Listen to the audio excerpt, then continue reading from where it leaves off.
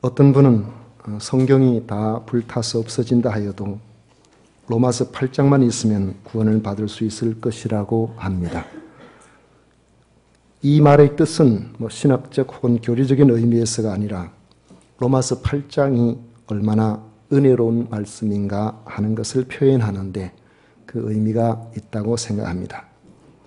흔히 인생을 나그네로 비유하곤 합니다. 나그네라는 정해진 안식처가 없기 때문에 고단합니다.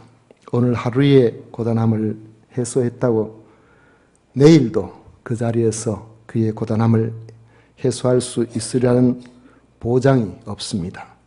전혀 생각지도 못한 괴로운 그림자가 온갖 다양한 모습으로 순간순간 엄습해 올 때가 많습니다. 그것이 나그네 같은 인생입니다.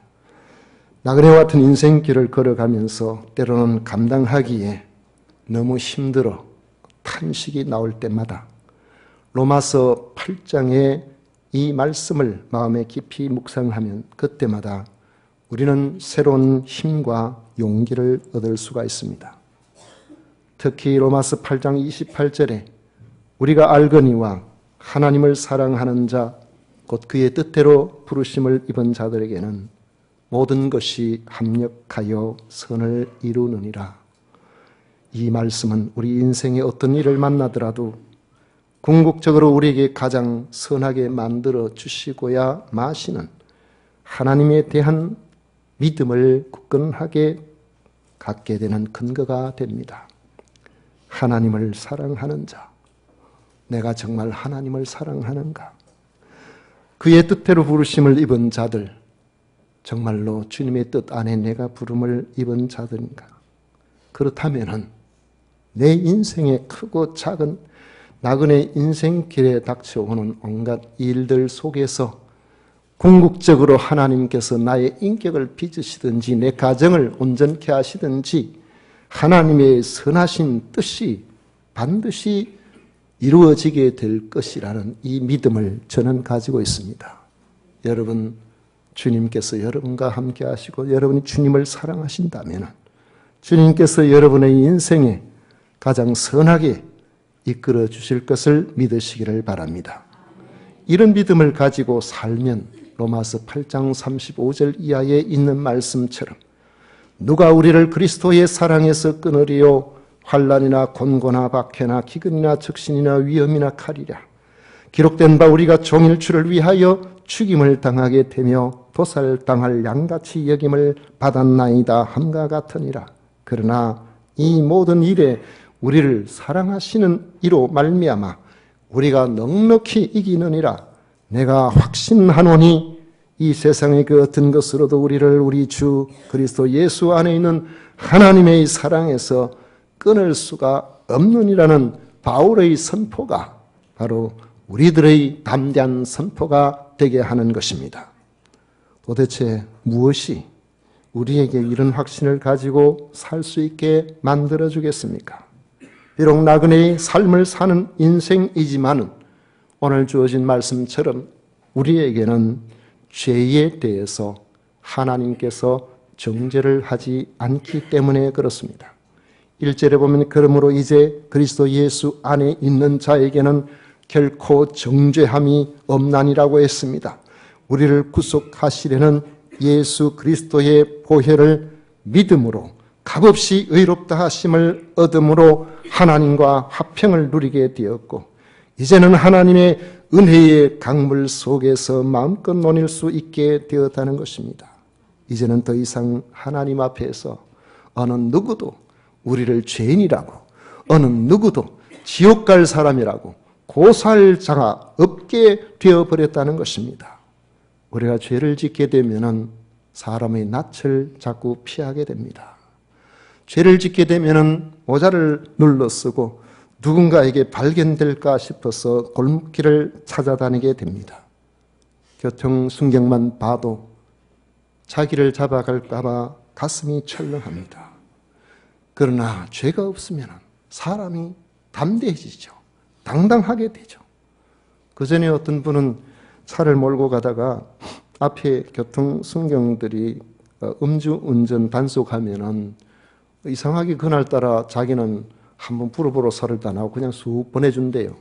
그러면은 다시 한번 삑 돌아가가지고 다시 그쪽으로 간답니다. 나 한번 잡아보시오 하고서. 음주를 안 했으니까, 음주운전을 안 했으니까 당당한 거죠. 그 앞에서 아무리 사람을 어떻게 한다고 해도 그는 자신이 있는 것입니다.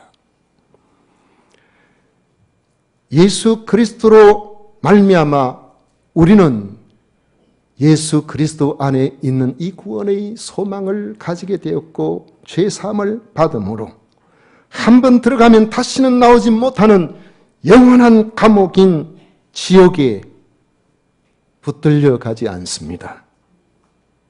인생은 죄 문제를 해결하지 아니하면 반드시 하나님 앞에서 그 죄값을 지불해야 되기 때문에 그 죄의 문제를 해결해야 되기 때문에 이것을 해결하지 않고 살아가는 사람은 그의 세상의 모든 것들이 다 주어져 있다고 할지라도 다 보험을 충분히 드러났다고 할지라도 불안한 인생을 해결할 방법이 없습니다. 간혹 아파트에 살다 보면 그런 생각이 들어요. 아랫집에서 혹시나 부부싸움 해가지고 그냥 가스 틀어놓고 불을 붙이면은 위에서 내려갈 수 있나 없나 그 생각이 듭니다. 비상구 문을 다 닫아 놓으라고 그렇게 이야기를 해도 출입하는데 불편하다고 문을 다 열어놔가지고 밑에서 연기 올라오면은 위층에 있는 사람이 어떻게 피할 수 있을까? 잠시라도 그 가스에 안 맞추고 그냥 견딜 수가 있을까? 과연 소방차는 사다리가 거기까지 올라올 수 있는지 여러분 고민 안 해보셨어요? 저는 20층 이상 사는 분들 보면은 대단히 담대하다는 생각이 듭니다. 어째 불안해서 우리가 살아갈 수가 있는가? 그 생각이 들어요.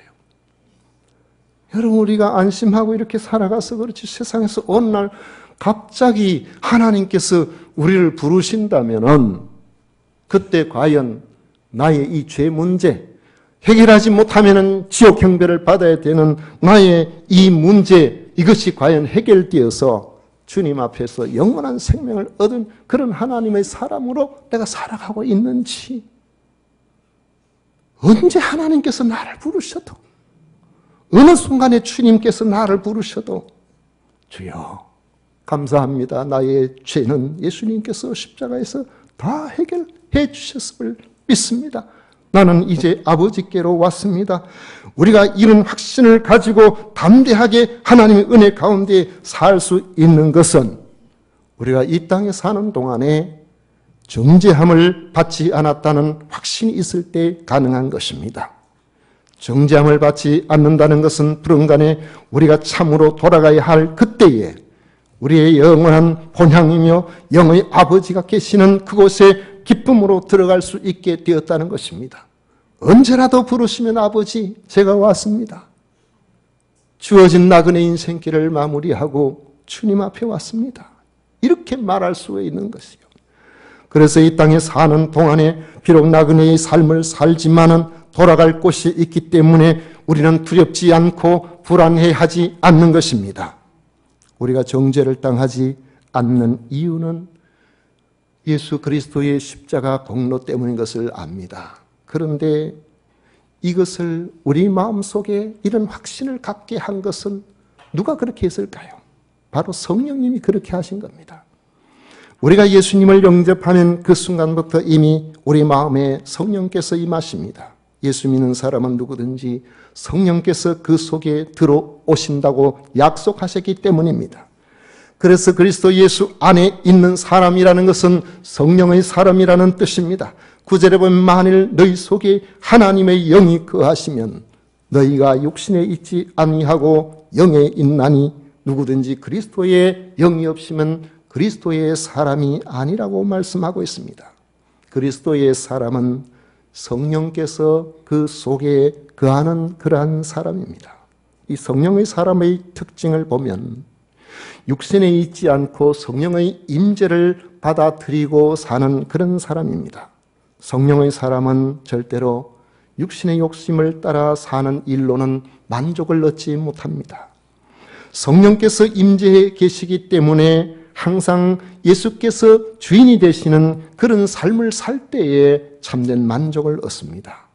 이 세상에 수고하고 애쓰고 많은 것을 노력해서 성공을 거두었다고 하더라도 하나님께서 기뻐하시지 않는 자리에 있다면, 성령이 기뻐하시지 않는 일들을 우리가 하고 있다면 그 만족이라는 것은 오래 가지를 못합니다. 얼마 있지 아니하면 내 마음속에 내가 이렇게 살아도 되나?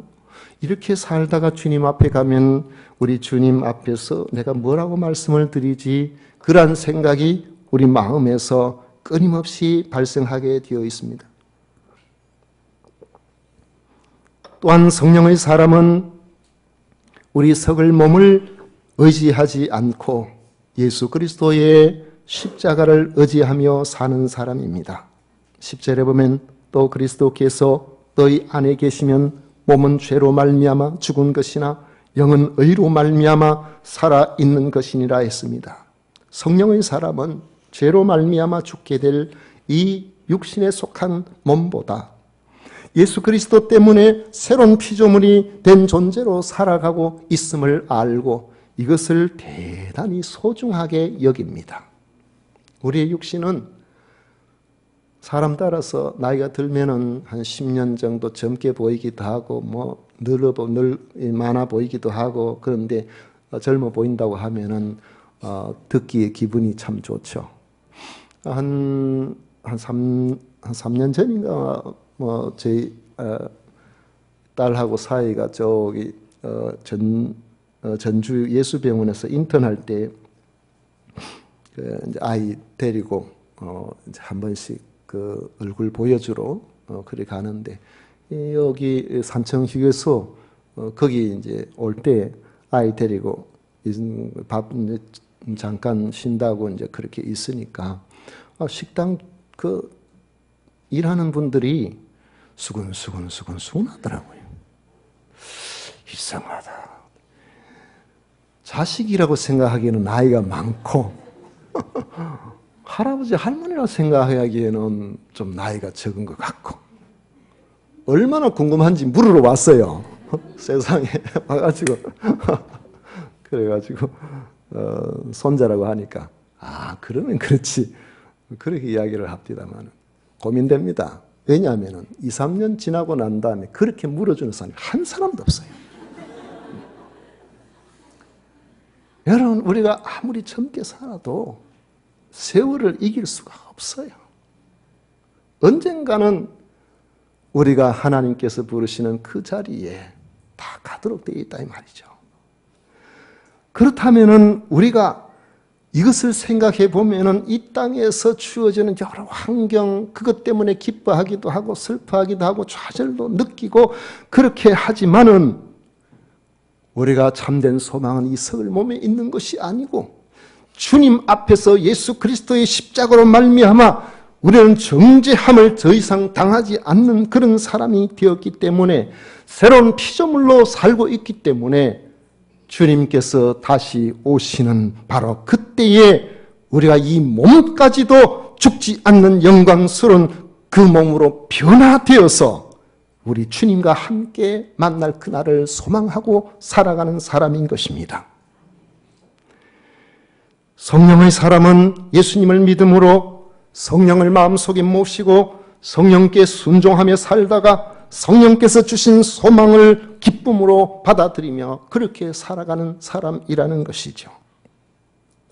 성죄를 당하지 않게 만들어서 우리에게 영원한 소망, 부활의 소망이 있게 하시는 이 성령의 역할을 한번 생각해 보십시오. 나그네 인생이 정죄를 당하지 않게 하심으로 이 땅에서 영원한 소망을 갖고 살게 하시는 성령님의 역할이 있는데, 하나는 죄와 사망의 법에서 우리를 해방시키는 일입니다. 2절 말씀에 보면 이는 그리스도 예수 안에 있는 생명의 성령의 법이 죄와 사망의 법에서 너를 해방하였음이라 했습니다. 우리가 예수님을 믿으면 성령께서 죄와 사망의 법에서 해방시켜 주십니다. 우리를 죄와 사망의 법에서 해방시켜 주십니다. 하나님 앞에서는 죄와 사망의 법에서 하나님께서 하나님의 성령이 해방시켜 주시지 아니하면 여기서 자유로울 사람이 단 한 사람도 없어요. 어느 누구든지 하나님 앞에 이 문제 해결되지 아니하면은 우리 인생의 종국에 화로다 나여 망하게 되었도다 절망할 수밖에 없는 겁니다. 예수님을 알지 못하는 그런 사람들이 마지막 숨을 거둘 때에 안 죽으려고 시커먼 누군가 나를 데리고 가려고 지금 왔다고 발버둥 치며 그렇게 안색이 검게 변하면서 그래 죽는 이유가 되겠습니까? 이 문제 해결되지 않으니까. 이거 해결되지 않으면 죽는 게 자유롭지 않아요. 죽으면 그만이 아니란 말입니다. 죽으면 사라지는 것이 아니라는 것이죠. 그런데 예수님을 믿으면 성령께서 죄와 사망의 법에서 우리를 해방시켜 주시는 겁니다.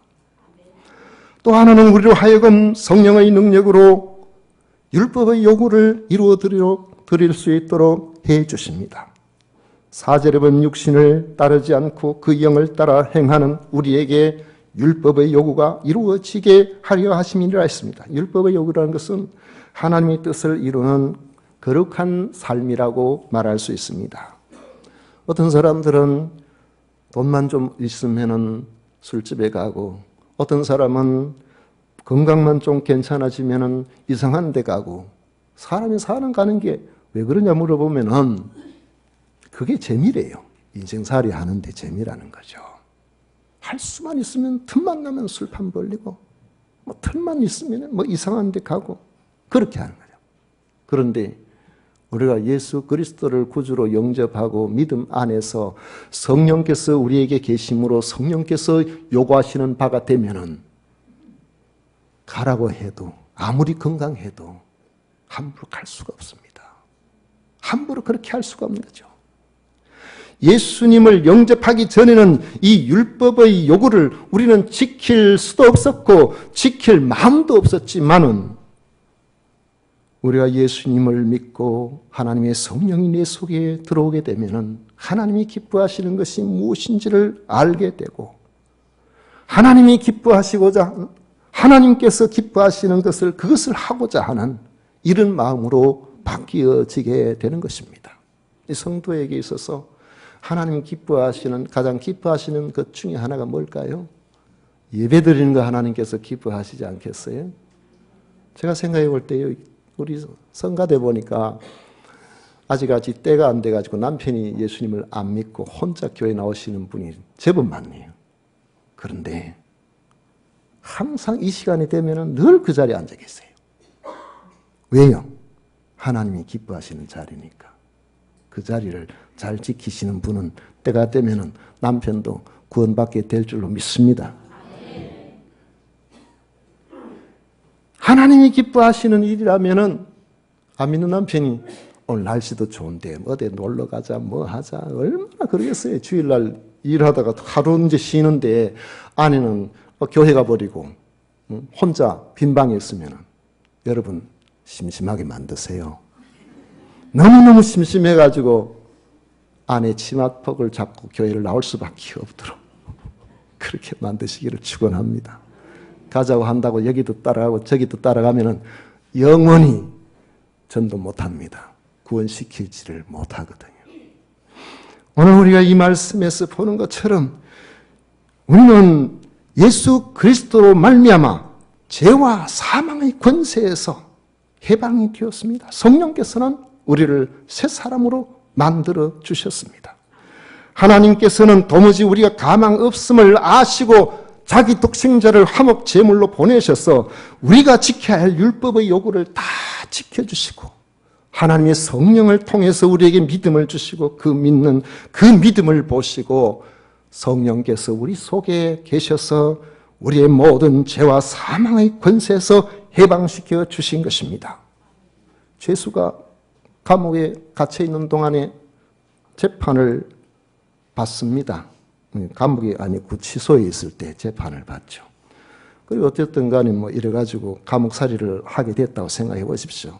때가 되었어요. 정해진 그 감옥살이를 마쳤습니다. 그런데 때가 됐다고 해서 무조건 석방되는 것이 아니고 아마 판사가 석방 동의서를 써줘야 되는가 보더라고요. 그 동의서를 가지고 그리고 교도소에서 직원이 그 석방 동의서에 근거해서 감옥의 문을 열어주면은 바깥으로 나올 수가 있습니다. 예수님께서 십자가에서 죽으시고 다시 부활하신 것은 우리를 위한 하나님의 석방 동의서와 같습니다. 이제 성령께서는 그 석방 동의성을 근거로 죄와 사망의 옥문을 열고 우리를 이 땅에서 이미 해방시켜 주신 겁니다. 예수님의 십자가 부활은 우리가 죄와 사망에서 벗어날 수 있는 근거가 되고 성령의 능력으로 실제로 우리는 이 땅에서 죄와 사망에서 자유로운 하나님의 사람으로 살게 만들어 주시는 것입니다. 죄값을 치르고 석방된 사람은 더 이상 죄수가 아니듯이 성령께서 내 속에 계셔서 죄와 사망의 법에서 우리를 해방시켜 주심으로 이 땅에서도 우리는 하나님의 사람으로 이 땅에서도 죄의 굴레에 완전히 매여서 꼼짝달싹도 못하는 사탄의 종 같은 그런 삶을 살지 않게 되는 것입니다. 그런데 이런 성령의 사람은 생각의 변화가 오게 되어 있습니다. 그리스도 예수 안에 있는 사람은 결코 정죄함이 없다고 했는데 성령께서 죄와 사망의 법에서 해방시켰기 때문에 그렇습니다. 이런 해방을 누리는 성령의 사람은 반드시 생각의 전환이 옵니다. 5절 이하 8절까지 말씀해 보면 육신을 따르는 자는 육신의 일을, 영을 따르는 자는 영의 일을 생각하나니 육신의 생각은 사망이요 영의 생각은 생명과 평안이니라. 육신의 생각은 하나님과 원수가 되나니 이는 하나님의 법에 굴복하지 아니할 뿐 아니라 할 수도 없으니라. 육신에 있는 자들은 하나님을 기쁘시게 할 수 없느니라고 했습니다. 육신의 생각보다 하나님을 기쁘시게 하는 영의 생각을 하면서 살게 된다는 것입니다. 육신의 생각이라는 것은 매사를 자기중심적으로 세상지향적으로 그렇게 생각하고 살아가는 거죠. 만약 우리가 예수님을 믿는다고 하면서도 우리의 생각의 초점이 자기중심적이고 세상지향적으로 살아간다면, 세상의 쾌락에만 우리가 머물러 있다면, 하나님의 뜻은 나와 전혀 상관없이 그렇게 살고 있다면 정말 내가 예수 그리스도의 십자가를 믿고 주님의 성령에 순종하며 살아가는 이런 사람인지 자신의 신앙을 한번 돌아봐야 됩니다. 육신의 생각은 하나님과 원수가 되고 그 결과는 사망이라고 말씀하고 있기 때문입니다. 육신을 쫓는 사람의 특징은 밤낮 육신의 생각에만 골몰해 있는 사람입니다. 이 땅에 사는 것만 골몰해 있어요. 언젠가는 우리 하나님을 만나게 될 텐데 우리 하나님께서 우리를 만나주시는 그날 너는 뭘 하다가 왔느냐? 나는 너를 구원하기 위해서 너의 죄를 대신해서 내 아들을 십자가에 죽기까지 내어줬는데 너는 나를 위해서 뭘 하며 살다가 왔느냐? 주님께서 그렇게 물으신다면 우리가 주님 앞에서 드릴 말씀이 있어야 되지 않겠습니까? 주님 앞에서 주님, 내가 그래도 이렇게 살려고 힘써왔습니다. 다른 사람 영혼에, 가족의 영혼에, 이웃의 모든 부분들에 내가 관심을 가지고 그렇게 살다가 왔습니다. 그렇게 말씀드릴 것이 있어야 되지 않겠습니까? 육신의 생각은 하나님과 원수가 되기 때문에 에베소서 2장 3절에 보면 전에는 우리도 다 그 가운데서 우리의 육체의 욕심을 따라 지내며 육체와 마음의 원하는 것을 하여 다른 이들과 같이 본질상 진노의 자녀였다고 말씀하고 있습니다. 육체의 욕심을 따라 그것이 원하는 대로만 산다는 것은 마귀가 이끄는 대로 생각하고 그렇게 살아간다는 것을 의미합니다. 그런 점에서 육신의 생각은 하나님과 원수가 되고 그 결과는 하나님의 진노라는 것입니다. 그런데 성령께서 내게 임하게 되면 우리의 생각에 대전환이 일어납니다. 혁명이죠. 성령은 우리로 하여금 하나님의 마음에 일치하려는 생각을 하게 만들어줍니다. 어떻게 하면 하나님을 기쁘시게 해드릴까? 어떻게 하면 하나님이 원하시는 뜻에 순종해 볼까? 자신의 삶의 목적을 나를 사랑하셔서 자기 목숨을 내어주신 그리스도께 초점을 맞춰 보려고 하는 것입니다. 온 마음을 주님께 빼앗기고 그렇게 살게 된다는 것입니다. 얼마 전에 신문기사에 나오는 어떤 내용을 보니까 어느 부인이 자기 남편을 그렇게 사랑하고 그렇게 대단하게 생각하고 정말 남편 하나 쳐다보고 산 사람이 있대요. 이 사람은 자기 남편을 위해서 저녁에 늦게 돌아오면은 그저 발도 씻어주고 배고프다 그러면은 밤 11시가 넘어도 금방 부엌에 가서 라면 끓여주고 그 남편 하는 일들은 모든 게 다 좋고 그 남편을 위해서 최선을 다해서 그렇게 살아왔는데 어느 날부터 그 남편과 관계가 소원해져 버렸습니다. 그 이유를 알고 보니까 어느 날 남편이 카톡에 이성한 남 모르는 여성과 주고받은 카톡의 내용이 나와요. 엄청난 배신감을 갖게 된 거죠. 그런데 그 내용을 보니까 하는 이야기가 우리 더 이상 만나지 말자. 내가 내 집 사람과 헤어지고 그렇게 하는 것은 안 된다. 내 집 사람이 불쌍해서 그렇게 할 수가 없다. 이러면서 더 이상 만나지 말자 했대요. 그 부인이 그걸 보고 아니 나를 불쌍하게 본다고? 내가 불쌍해서 내가 불쌍한 그런 생각이 들어가지고 더 이상 안 만나기로 한다고? 그러다 보니까 남편 발 씻어주려고 물을 준비하다가 남편이 나를 얼마나 또 불쌍해 볼까? 라면을 끓여주려고 하다가 남편이 나를 또 얼마나 불쌍하게 여겨줄까? 아무것도 할 수 없더래요. 남편이 잘못했다고 아무런 것도 아니었다고 아무리 해명을 하고 해도 한번 그렇게 깨어지고 나니까 마음은 잘해주고 싶은데 몸이 안 따르더라는 거예요. 몸이 안 따르네. 여러분, 우리 주님과 우리 사이의 관계는 몸과 마음이 같이 가는 관계가 되어야 됩니다. 마음으로는, 머리로는 주님이 나를 위해서 어떻게 하는데, 그런데 나는 내가 몸이 피곤하니까, 내가 뭐가 어떻게 하니까, 이렇게 우리가 생각할 수 있지만은, 주님께서 나를 위해서 자기 생명을 아끼지 아니하신 분이라는 이 사실을 생각해 보면은 주님께서는 우리에게 모든 걸 다 바치신 분이잖아요. 그러면은 우리는 주님의 그 사랑을 알고 살아가는 우리도 역시나 주님 앞에 내 자신의 모든 것을 다 드리고 싶을 때에 주님과 우리 사이의 관계에서 나타나는 것은 바로 기쁨이고 행복이 되는 것입니다. 여러분 이게 일방적이 되든지 한 방향으로만 이렇게 돼 있으면요 괴로워요. 마음이 그리 편하지 않아요. 나의 열심, 나의 섬김이 상대방에게도 그대로 받아들여지게 될 때에 의미가 있는 겁니다.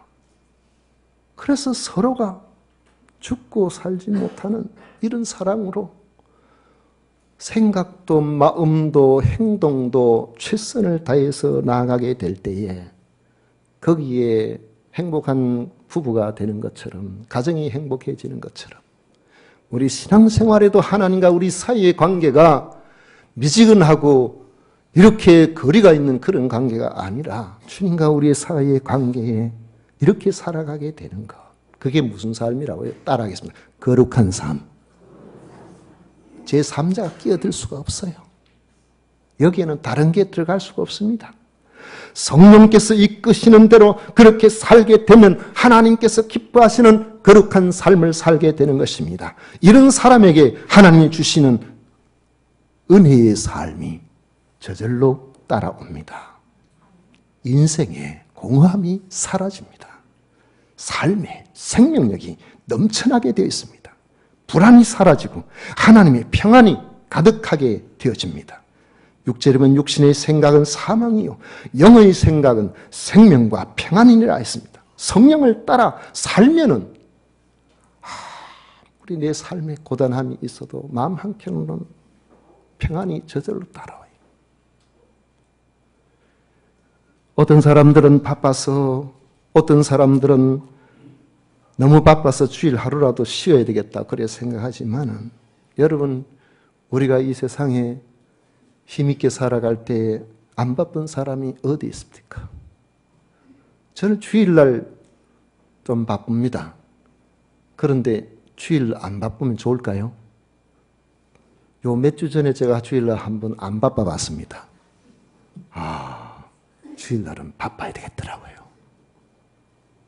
여러분, 평일날 여러분 안 바쁘면 좋을까요? 안 바쁠 일은 별로 결과가 좋지 않아요. 바쁘시기를 축복합니다.